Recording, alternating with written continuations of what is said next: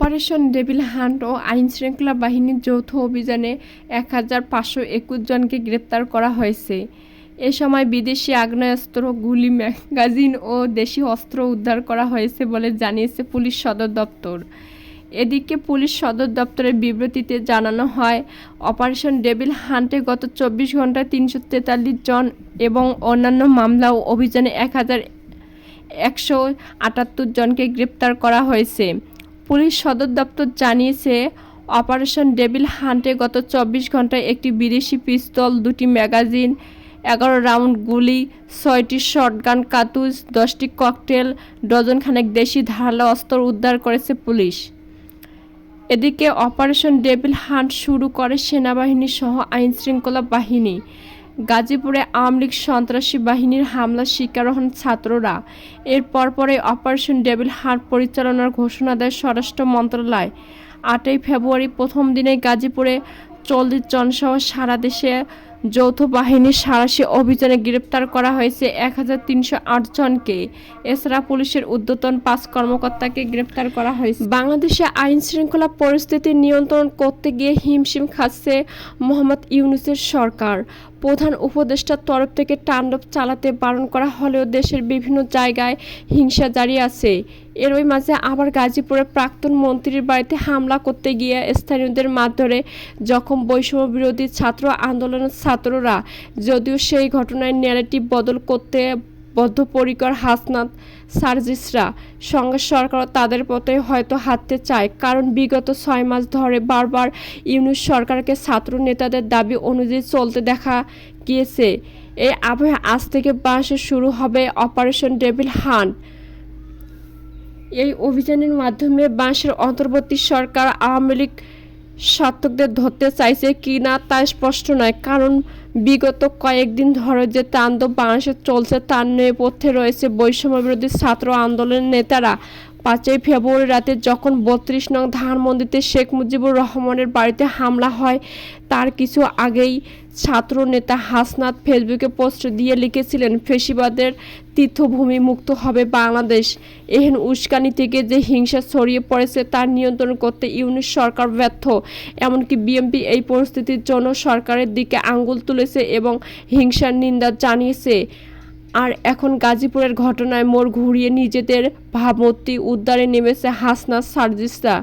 এখন তারা নিজেরাই রাস্তায় বসে পড়েছেন। উল্লেখযোগ্য, এর আগে ডক্টর মোহাম্মদ ইউনূসের তরফ থেকে একটি বিবৃতি জারি করে সাধারণ মানুষকে ভাঙচুর থেকে বিরত থাকতে বারণ করা হয়। এমনকি নাম নিয়ে শেখ হাসিনা বা তার পরিবারের সদস্যদের সম্পত্তি হামলা করা থেকে বিরত থাকতে বলেন ইউনূস। তবে তা সত্ত্বেও পরিস্থিতি নিয়ন্ত্রণে আসেনি।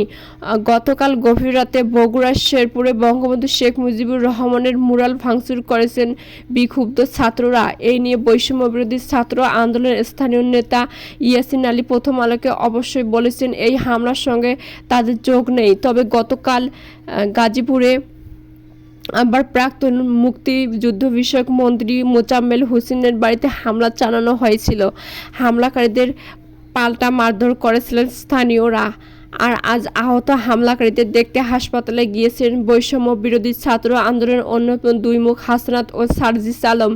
এই আবহে প্রশ্ন উঠছে, আদতে এইসব ভাঙচুরের নেপথ্যে কারা আছে? ইউনূস সরকার কি ইচ্ছে করে পরিস্থিতি নিয়ন্ত্রণে আনছে না? এরই মাঝে অপারেশন ডেভিল হান্টের মাধ্যমে পরিস্থিতি নিয়ন্ত্রণ করতে চাইছে তারা। তবে সেটা ঠিক কোন পথে তা স্পষ্ট নয় এখন। পলাতক সাবেক প্রধানমন্ত্রী শেখ হাসিনার নির্দেশে জুলাই আগস্ট অভ্যুত্থানে নির্বিচারে গুলি চালিয়েছে আইনশৃঙ্খলা রক্ষাকারী বাহিনী। জাতিসংঘের তথ্যানুসন্ধান দলের প্রতিবেদনে এসব তথ্য উঠে এসেছে। এছাড়া আওয়ামী লীগের সাধারণ সম্পাদক ওবায়দুল কাদের এবং সাবেক স্বরাষ্ট্রমন্ত্রী আসাদুজ্জামান খান সহ সরকারের উচ্চ পর্যায়ের সংশ্লিষ্টতার প্রমাণ পেয়েছে সংস্থাটি। প্রতিবেদনে বলা হয়, গত বছরের ১৯ জুলাই জ্যেষ্ঠ কর্মকর্তাদের সঙ্গে বৈঠকে শেখ হাসিনা আন্দোলনের সমন্বয়কদের গ্রেপ্তার করে মেরে ফেলেন, গুম করার নির্দেশ দিয়েছিলেন। আইনশৃঙ্খলা বাহিনী ও গোয়েন্দা সংস্থার কর্তাদের নিয়ে তৈরি হয়েছিল কোর কমিটি 20 জুলাই থেকে নিয়মিত বৈঠক করতেন তৎকালীন স্বরাষ্ট্রমন্ত্রী।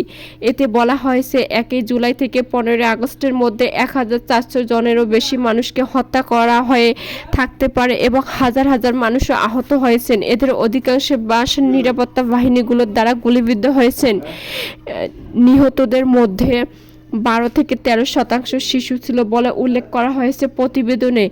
বাংলাদেশ পুলিশ জানিয়েছে যে তাদের 44 জন কর্মকর্তা নিহত হয়েছেন।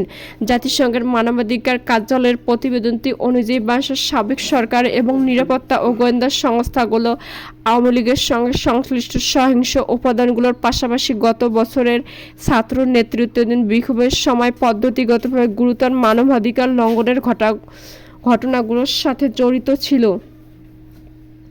ঊর্ধ্বতন কর্মকর্তাদের সাক্ষ্য এবং অন্যান্য প্রমাণের ভিত্তিতে প্রতিবেদনে একটি সরকারি নীতি উঠে এসেছে যা সরকার বিরোধী বিক্ষোভকারীদের এবং সমর্থকদের আক্রমণ ও সহিংসভাবে দমন করার নির্দেশ দেয়, যা মানবতা বিরোধী অপরাধের মধ্যে উদ্বেগ উত্থাপনকারী এবং জরুরিভাবে আরও ফৌজদারি তদন্তের প্রয়োজনীয়তার নির্দেশ করে। দক্ষিণ এশিয়ার বিভিন্ন দেশে মানবাধিকার লঙ্ঘন তদন্তে জাতিসংঘ ফ্যাক্ট ফাইন্ডিং মিশন গঠনের নজির থাকলেও বাংলাদেশের ক্ষেত্রে এটি প্রথম। বিভিন্ন নির্ভরযোগ্য সূত্র থেকে প্রাপ্ত মৃত্যুর তথ্যের ভিত্তিতে প্রতিবেদনে অনুমান করা হয়েছে যে 1 জুলাই থেকে 15 আগস্টের মধ্যে 1400 জনেরও বেশি মানুষকে হত্যা করা হয়ে থাকতে পারে এবং হাজার হাজার মানুষ আহত হয়েছেন এবং এদের অধিকাংশ বাসের নিরাপত্তা বাহিনীগুলোর দ্বারা গুলিবিদ্ধ হয়েছেন। প্রতিবেদনটি নির্দেশ করেছে যে নিহতদের মধ্যে 12 থেকে 13% ছিল শিশু। বাংলাদেশ পুলিশ জানিয়েছে যে তাদের 44 জন কর্মকর্তা নিহত হয়েছেন।